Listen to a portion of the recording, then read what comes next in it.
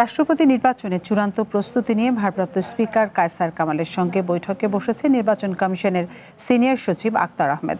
বেলা 11টায় জাতীয় সংসদ ভবনে ভারপ্রাপ্ত স্পিকারের কার্যালয়ে এই বৈঠক শুরু হয়েছে। এতে রাষ্ট্রপতি নির্বাচনে চূড়ান্ত প্রস্তুতি নিয়ে আলোচনা হবে। এর আগে গত 6 আগস্ট রাষ্ট্রপতি নির্বাচনের তফসিল ঘোষণা করে নির্বাচন কমিশন। তফসিল অনুযায়ী রাষ্ট্রপতি নির্বাচনের মনোনয়নপত্র দাখিলের শেষ সময় 13 আগস্ট। প্রার্থিতা প্রত্যাহারের শেষ দিন 18 আগস্ট বিকেল 4টা পর্যন্ত।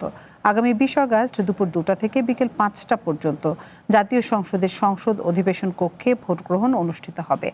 রাষ্ট্রপতি নির্বাচনের এরই মধ্যে এলডিপির চেয়ারম্যান অলি আহমদকে মনোনয়ন দিয়েছে জামায়াত ইসলামী নেতৃত্বাধীন 11 দলীয় জোট। অন্যদিকে ক্ষমতাসীন বিএনপি এখনও প্রার্থীর নাম ঘোষণা করেনি।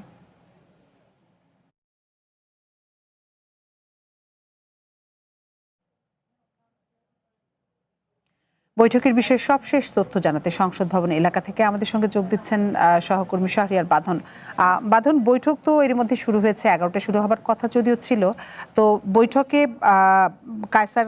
ভারপ্রাপ্ত স্পিকার কায়সার কামাল এবং নির্বাচন কমিশনের সিনিয়র সচিব ছাড়া আর কারা কারা উপস্থিত আছেন এবং আজকের বৈঠকে কি কি বিষয় নিয়ে আলোচনা হতে পারে?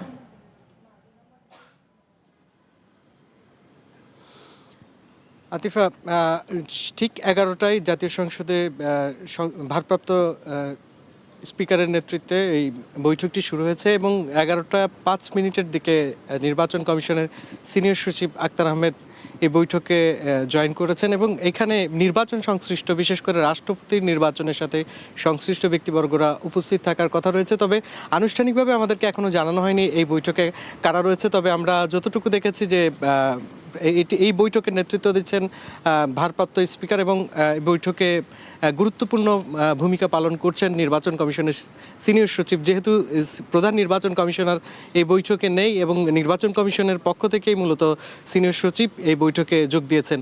তো এই বৈঠকটি মূলত যে রাষ্ট্রপতি নির্বাচন ঘিরে যে প্রস্তুতি, সেই প্রস্তুতির একটা খসড়া আসতে পারে এবং এই প্রস্তুতির পূর্ণাঙ্গভাবে একটি রূপরেখা এই বৈঠকের মাধ্যমে আসতে পারে। যেহেতু আগামী 20 তারিখ রাষ্ট্রপতি নির্বাচন এবং 91 সালের পর এই প্রথম আবারও রাষ্ট্রপতি নির্বাচন হতে যাচ্ছে। এর মাঝে যতবারই রাষ্ট্রপতি হয়েছেন সেগুলো সরকার সমর্থিত কিংবা দল থেকে মনোনয়ন দিয়ে এককভাবে সিলেকশন হয়েছে। তো এই নির্বাচনটা যেহেতু নির্বাচিতভাবে ভোটাভুটির মাধ্যমে হবে, সেহেতু এই নির্বাচনে এবার গুরুত্বপূর্ণ দিক রয়েছে। যেহেতু সরকার সমর্থিত প্রার্থী রয়েছে এবং বিরোধী দল সমর্থিত প্রার্থীও রয়েছে।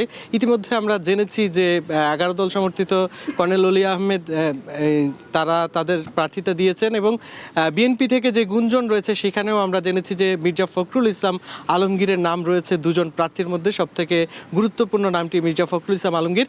যেহেতু এই দুজনই নির্বাচনে অংশ নেবেন, সেহেতু এই নির্বাচন ঘিরে এবারে প্রস্তুতি রয়েছে ব্যাপক এবং এই নির্বাচন অনেকটা গুরুত্বপূর্ণ রয়েছে পুরো দেশের কাছে।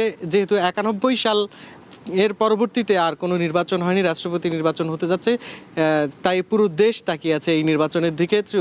1 ঘন্টা ব্যাপী বৈঠকটি চলতে পারে। এই বৈঠকের পরবর্তীতে আমরা অপেক্ষা করছি যে নির্বাচন কমিশনের পক্ষ থেকে অথবা সংসদের পক্ষ থেকে হয়তো আমাদেরকে জানাবে যে এই বৈঠকে কি আলোচনা হয়েছে এবং কি কোনো সিদ্ধান্ত থাকলে সে বিষয়ে জানাতে পারে। তবে আমরা অপেক্ষায় রয়েছি যে নির্বাচন কমিশনের সিনিয়র সচিব হয়তো কিছুক্ষণের মধ্যেই মিডিয়ার মাধ্যমে জানাবে যে এই বৈঠকে কি হয়েছে। আতিফা, পরবর্তীতে সংবাদের মাধ্যমে হয়তো যুক্ত হয়ে আপনাদেরকে জানাতে পারবো এই বৈঠকে আসলে কি আলোচনা হয়েছে। বাঁধন, আপনাকে অসংখ্য ধন্যবাদ আমাদের সাথে যোগ দেবার জন্য।